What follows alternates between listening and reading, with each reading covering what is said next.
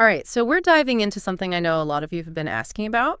Yeah. Morning routines. Definitely a popular topic. We're going deep on an episode of this podcast called Chat and Learn. Okay. And their guest was this guy, Ryan, Mm-hmm. who is apparently like a total morning person. Oh, wow. And he shared some of his secrets Okay. for creating a really great morning routine. Interesting. And I gotta say, just from listening to it, Yeah. he promises that it's not about turning into some kind of like superhuman. Right. It's really just about making those first few hours of the day work for you. I like that. Even if you're not like me and not exactly a rise and shine type. You know, I've listened to a lot of advice about morning routines. Oh, yeah? And this one honestly had a very different feel. Really? It wasn't just the usual kind of like, platitudes. Right. It had some genuinely interesting and practical approaches, I thought. Okay, so first up, he calls it waking up with intention.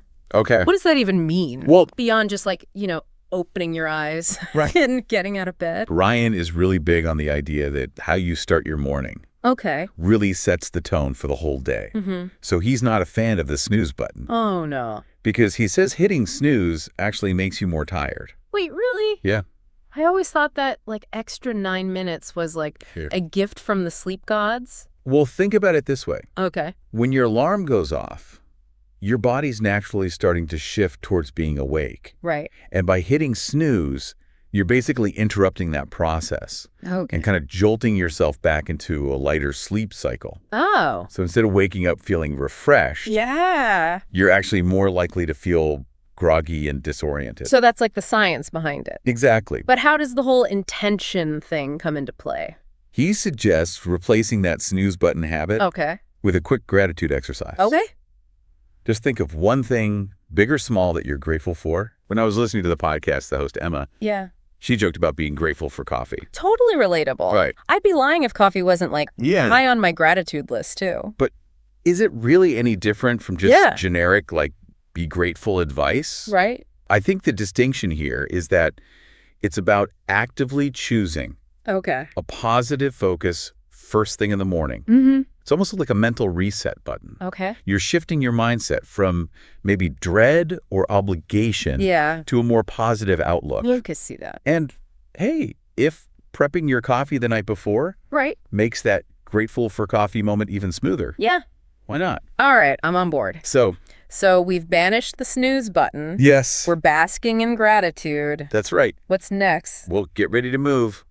Oh. And before you panic, Okay. we're not talking about like a pre-dawn marathon here. Okay. Ryan's just all about incorporating some kind of physical activity, even if it's just for a few minutes. Okay. So does a good stretch in bed count? Asking for a friend? It's a start. Okay. But Ryan suggests taking it a step further Okay. with something like yoga, a quick walk, or even, and this is where I thought the podcast got really fun, Okay. a morning dance party. Hold on. Yeah. They actually suggested a dance party. They did. This is my kind of morning routine. I know, right? What were their go-to tunes? Well, Ryan's pick was Justin Timberlake's Can't Stop the Feeling. Oh, yeah. Pure energy. Yeah. And Emma went old school with Whitney Houston's I Want to Dance with Somebody. Nice. But the point is, it's about choosing something that makes you feel good Yeah. and gets you moving. I like it. What song would get you out of bed and ready to face the day? I'm already putting together my ultimate morning playlist. I love it. But seriously, I can see how even a few minutes of like Right. moving your body could make a difference. Yeah. It's not just about physical energy. It's not. It's about shifting your mood and mindset. Exactly. Right. Ryan really emphasizes the importance of incorporating activities that you genuinely enjoy. Okay. It's about finding what works for you and your personal preferences. Makes sense. A morning routine shouldn't feel like a chore. So we've covered waking up with intention, getting our bodies moving. Right. What's next? This one's for you, especially since you're all about efficiency. Oh, okay.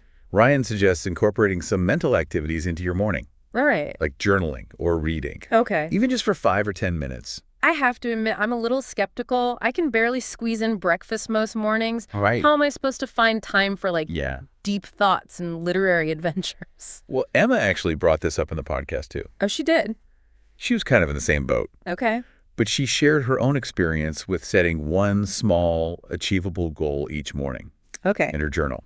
Something as simple as like, drink more water today. Or focus on one task at a time. Okay, that's actually manageable. Right. And I could see how having that one goal front and center could help me stay focused. Exactly. Throughout the day. It's a small step that can have a surprisingly big impact. So true. And you can even take it a step further. Okay. By journaling about that goal a little bit. Like what obstacles you might face. Right. How you plan to achieve it and why it matters to you. Okay. It just adds another layer of intentionality to your day. I like that. Yeah. All right. I'm starting to see how all these pieces fit together. But let's be real. Okay. No morning routine conversation is complete without talking about the most important meal of the day. Yes. Which, ironically, many people like Emma confess to skipping. I plead guilty as charged on some mornings. But Ryan's pretty adamant about not skipping breakfast. He makes a good point. He does. And it doesn't have to be a gourmet spread or anything. No. In fact, he shared his go-to smoothie recipe. Oh, yeah. It was banana spinach, peanut butter, and almond milk. That sounds pretty good. Right. Quick and easy. And delicious. Absolutely. So it highlights another key principle of his philosophy. What's that? Personalization. Okay. He encourages listeners to find what works for their own taste buds and dietary needs. So what's your go-to fuel in the mornings? Well, I might have to give Brian's smoothie a try. I think you should. But before I head to the grocery store, yeah, there's one more element to this ultimate morning routine, right? Right. He calls this last step, plan your day. Okay. And it's about taking a few minutes to kind of organize your thoughts, prioritize tasks, and just get a handle on your schedule. So just a little bit of strategic thinking. That's it. To avoid that feeling of being constantly overwhelmed and reactive. And this is where I think it gets really interesting for someone like you who's all about productivity. Ryan has some really specific tips for this. Like what? Well, he suggests tackling the easiest task first. Oh, interesting. To kind of build momentum and get those small wins early in the day. Okay. He also emphasizes minimizing distractions. Right. Like putting your phone away. Oh, he actually said put your phone away. He did. That's a tough one, but I totally get it. I know. Those constant notifications can be a major productivity killer. Yeah, they can flee in all different directions. Right. He also suggests trying to visualize your day. Oh, that's interesting. Just think about any potential challenges that might come up so you can be prepared to handle them proactively. It's like a pre-game strategy session. Exactly. It's all about setting yourself up for success. I love that. Right.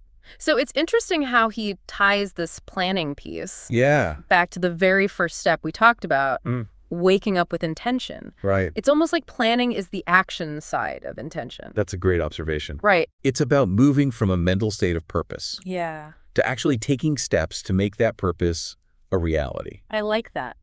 And I think that's what makes his approach so effective. Right. It's not just about feeling good. It's about setting yourself up for a productive and fulfilling day.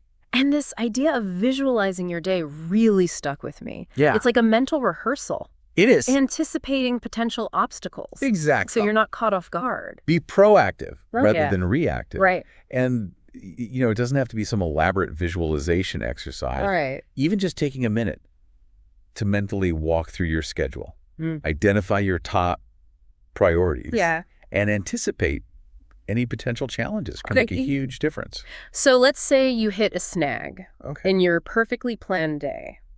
What's the Ryan-approved strategy? Well, he didn't specifically address that in this podcast. Okay. But I think based on his overall philosophy, I'd say it's about flexibility and adaptability. Remember, it's about progress, not perfection. Right. And maybe even a little bit of that gratitude we talked about earlier. Finding something positive in the midst of the chaos, even if it's just the fact that you had a solid morning routine to set you up for whatever the day throws your way. I think that's a key takeaway here. Yeah. A good morning routine isn't about creating a perfect stress-free day. Right. It's about building resilience, equipping yourself with the tools and the mindset to navigate whatever comes your way. Okay, so we've covered the 5 key elements of Ryan's ultimate morning routine. Yes. But before we wrap up, I'm curious what resonated most with you. Oh, let me think. From this deep dive. Was there a particular step that stood out? For me, it was the emphasis on intentionality and personalization. It's not about following a rigid set of rules. Right. It's about understanding the principles behind a successful morning routine and adapting them to your own individual needs and preferences. I agree, and I love how he emphasizes the importance of finding joy in the process. That's so important. Whether it's dancing to your favorite song, savoring a delicious breakfast, or simply taking a few moments for quiet reflection. It's about creating a morning ritual that feels good and sets you up for a positive day. And it's easy to get caught up in the idea of needing a complete life overhaul to see any real results. But what I appreciate about Ryan's approach is the emphasis on small, sustainable changes. I agree. You don't have to become a morning person overnight. Absolutely not. It's about identifying one small tweak you can make. Right. Whether it's ditching the snooze button or incorporating a 5-minute journaling session. Exactly. It's those small steps consistently applied that can lead to significant shifts in your overall well-being and productivity. So, dear listener. As we wrap up this deep dive, we want to leave you with a challenge. All right. I like it. What one small change from Ryan's morning routine will you commit to trying tomorrow? Don't overthink it. Right. Choose something that feels doable and exciting. Yeah. And remember, we're here with you on this journey. Absolutely. We'd love to hear about your experiences. Yeah. And any insights you discover along the way. So keep us posted. Yeah. Let us know how it goes. And we'll be back with more deep dives soon. All right. Sounds good. Until then, keep exploring. And experimenting. With your morning routine. Have fun with it. And find what works best for you. Exactly. See? Bye.